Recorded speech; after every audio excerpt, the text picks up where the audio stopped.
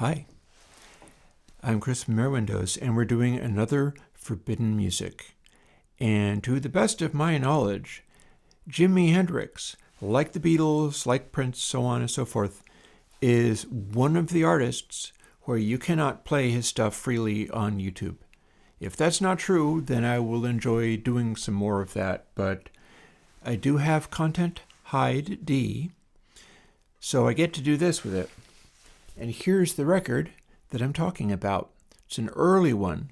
It's not quite Are You Experienced, but I think it might have come out before Axis, Bold as Love, which I need to copy that down properly.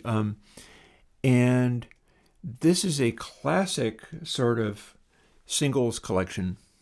You got Purple Haze, Fire, Wind Cries Mary, Can You See Me, Hey Joe, Stone Free, Manic Depression, Foxy Lady, Crosstown Traffic, All Down the Watchtower, Red House. So I come to think of it, maybe this is post Electric Ladyland. Red House, and Remember. Remember is an awesome little song. So many of these are awesome little songs, but Red House is the one I'm playing now. And this is off of a deeply, deeply retro pressing.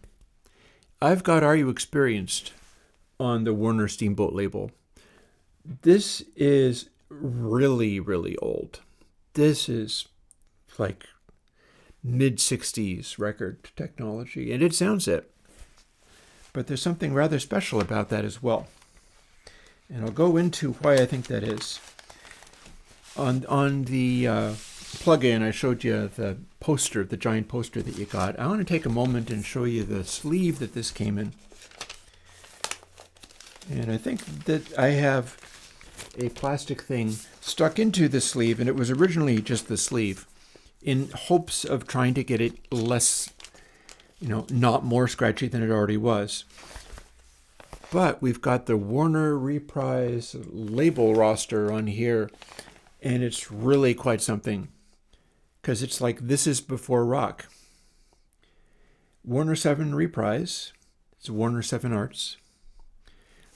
There's other stuff too. For instance, I've got Warner 7 label pressings of some of the old Grateful Dead records as well. Some of those I have the Warner 7 pressing and then the 1971 remix. So that might be fun to play with and show people. But we got Frank Sinatra's Greatest Hits. We got Frank Sinatra and Duke Ellington. Dean Martin, Welcome to My World. The First Edition. First Edition's a good act. The Electric Prunes. Well, that's getting into the rock world, but you probably haven't heard them. Sammy Davis Jr., Lonely Is the Name. Might not have heard that song, Fats Domino, Fats is Back. Arlo Guthrie, Alice's Restaurant. Maybe you've heard that one. Joni Mitchell, I've Got This Record. Miriam Makeba. Another Frank Zappa, another Dean Martin. Don Ho, Hawaii Ho. Some of these did not hit culture as much as others of them. We got Nancy Sinatra, Moving with Nancy. Trini Lopez, here's Jimi Hendrix, Are You Experienced? The Kinks' Greatest Hits. These are good. I've talked about how the Kinks are a great example of them slamming the recording and things and tape so that a lot of their sounds, particularly voice sounds, are essentially fairly distorted. That is a thing that the Kinks did fairly often. Beatles tended to do that combined with just raw belting and volume. Got Axis, Bold as Love, so this was apparently post-Axis. God Bless Tiny Tim. And Dean Martin's Greatest Hits. And then we've got a whole roster of people who were on Warner's. Nancy Sinatra, Buddy Greco, Don Ho, Fats Domino, Trini Lopez, Dean Martin, Charles Aznavour, Noel Harrison, Tiny Tim, The Kinks, Joni Mitchell and Arlo Guthrie. Frank Sinatra is apparently down here. Nancy's up here. The Jimi Hendrix Experience, the First Edition, Sammy Davis Jr., The Fugs, starring Thule Kupferberg. Dino, Desi, and Billy, don't know who they are. Jim Kweskin Jug Band. I don't think they made as much of an impact as Jimmy. Miriam Makeba, who was very famous, and Sammy Davis Jr. That's Warner 7 Warner Reprise. Now, the thing about Jimi Hendrix's guitar sound, because that's really the primary thing, although I will point out to you that the sound of this record does sound amazing in its own right. One of the things that I was a little sad about was that the ContentID tended to not get as many of Mitch Mitchell's snare hits as I would have liked.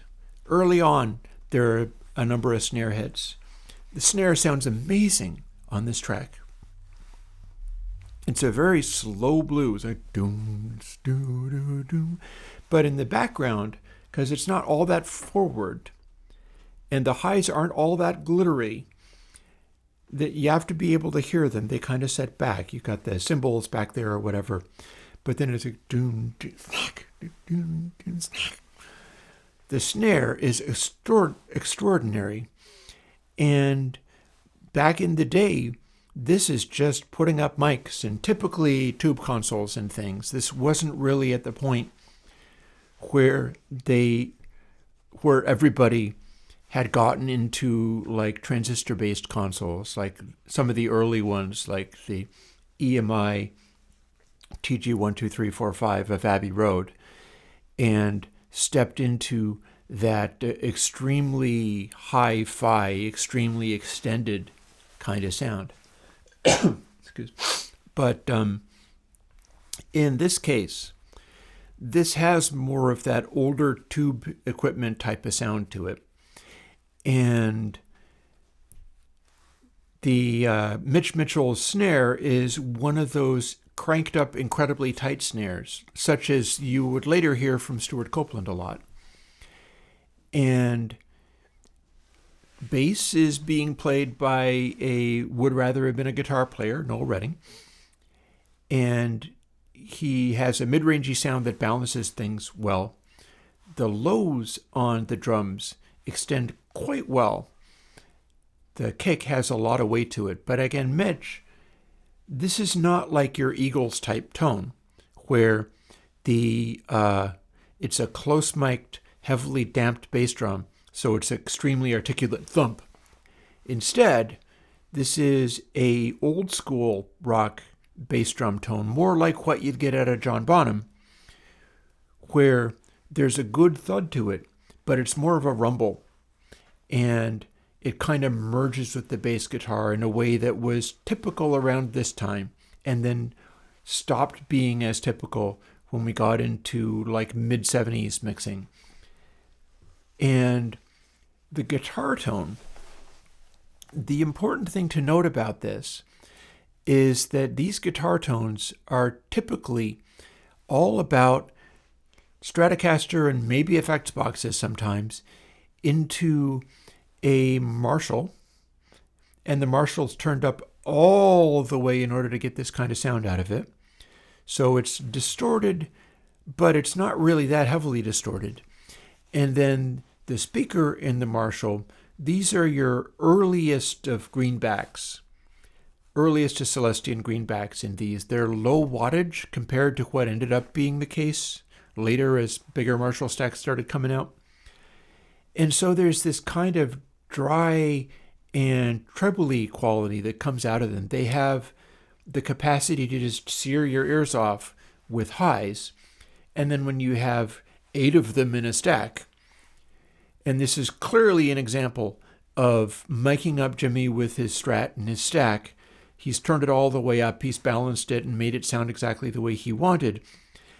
And the sheer volume coming off of that, like I have a little speaker over there, which is a Celestion greenback of exactly that type, although it's not vintage, but it's a super low wattage greenback. And a simple Valve Junior head that I modified and did stuff with. It's super low wattage, and it is still ear-splittingly deafening in those high frequencies. So when you get up to the Marshall stack way of doing things, and you've got what's essentially still mostly a clean guitar sound. It's distorting, but this is not wildly oversaturated. You'll plainly hear that it's like that sort of thick, partly overdriven kind of sound. He's doing various different things. This is more of a neck pickup, probably not even a middle pickup, more of a neck pickup type sound. So there's some weight to it that goes through and saturates and distorts. And the way that goes through the amp, it's pushing incredibly high sound pressure levels. That is super loud. It's probably being recorded live in the studio. So it's bleeding into all the drum mics and everything. And that's the sound. It's also the way that Stevie Ray got his sounds, is that's the sound. It's not an especially distorted amp. There's no real trickery going on. In fact, it's probably being recorded in a tube studio where they weren't able to even do much in the way of EQs. But it is that simple tube amplifier and Stratocaster going into it. And it's just extremely loud and saturated. And rather than being like a heavy, thick rock sound like you'd get off of Cream and so on, you get off of humbucker guitars, you've got that high frequencies coming through because it's a Strat. Strats are thinner sounding. There's more of a chime to them, except for it's at a kabillion decibels and so loud that it is smoothing out the edge of that single coil guitar. And that's how that's done. You can do that quite easily. I'm expecting to do that when I get back into the studio and start recording things again, because I've got my little guitar amp over there. I intend to be using it. I'm setting up my guitars in such a way that I can hopefully do some useful things there and have some fun making some music again. And that's one of the things I intend to do, is I will take this much smaller amplifier, but what with the extremely low wattage greenback, it's capable of really being painfully loud in the high frequencies, and then just miking it and running with that. And then the lows aren't actually being captured to the mic very much because it's taking your head off with how bright it is. But then you capture that to the recording. For instance, what you're going to be hearing little bits of might actually, it could be that this is a moving coil microphone. I don't think they necessarily even had SM57s at this time. But it might also be a condenser mic or something like that, as they would have in decent recording studios, at something of a distance. And at something of a distance, well, the sound has to travel the distance through air to get to the microphone, and that's going to lose some of the highs. And that's basically the way that's done. That's the way the sound is made, is in some ways it's rather clean. It's just that the guitar to amplifier to mic loop is at inconceivable volumes. In the room, it's painfully bright and aggressive sounding. And then as you capture it, you don't have to add highs in mix, because those are all part of what you captured. And to some extent, I'm sorry I can't play more of this, because it is one of those forbidden musics. Again, these are the ones where I'm showing them quite freely because I don't get to actually play them straight through. But by the same token, it's all the more interesting to document this stuff, because these are the sounds that are seemingly lost to time. And there's certainly sounds that aren't going to be coming out of AI generations anytime soon, because everybody is going to be doing wildly more produced things. And so all of the AI generators have a very different idea of what an amazing Strat sound really is. And this is the real deal. This is what actually existed back when people were having their minds blown by Jimi Hendrix and taking up guitar and learning to do it. And I think you'll note that it is not what you would think it was, but you can kind of hear just the symphonic scale of it all. Because back in the day, you would go to a concert and have your mind blown by basically Mitch has his drum kit set up. No amplification for Mitch. He's just doing the best he can right there. There is a little bass amp. And then Jimi with his Marshall stack. And he's got it dimed. And is just blowing everybody away, singing into the PA system, but then he's drowning out the PA system with his Marshall stack, and it's filling up the entire hall. Similarly to how the Grateful Dead back in the day, there was a period where they were doing the wall of sound, and every instrument had its own amplifier. That's also how symphony orchestras make their sounds. It's a huge sound, but it's not going through a PA. Instead, it's composed of all these different parts coming together. And that was normal for back in this day. Here is Jimi Hendrix, Red House.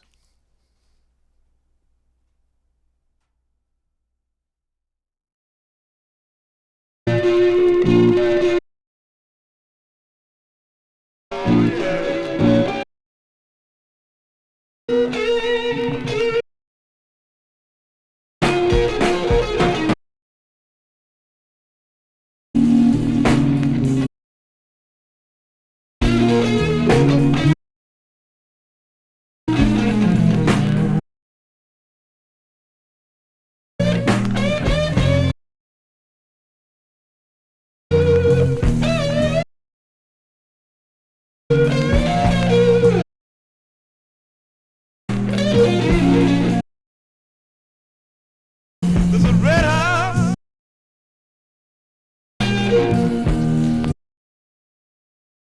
baby, stay.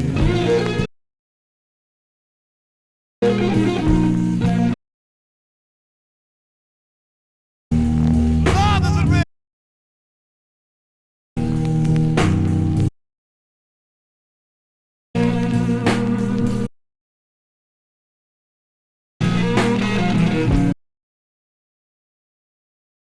to see my baby.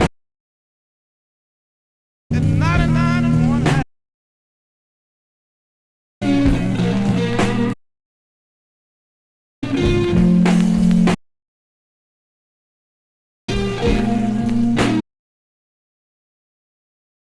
You wanna rock the store?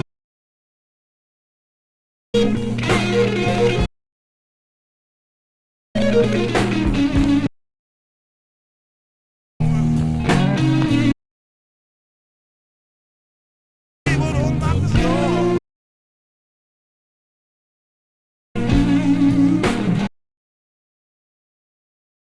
That feeling, my baby.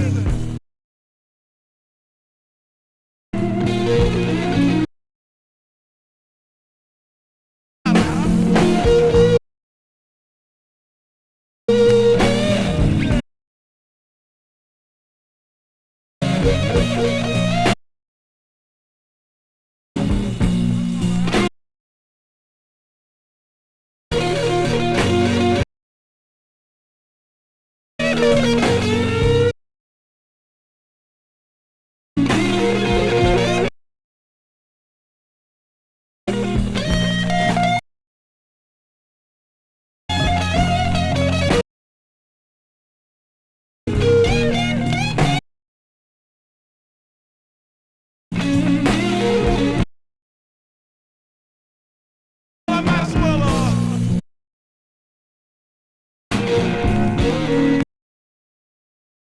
on the hill.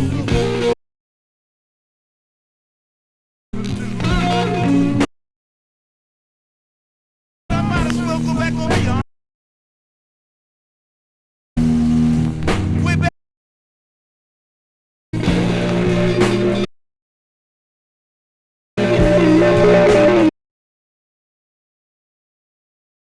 Kiss my baby, don't love me.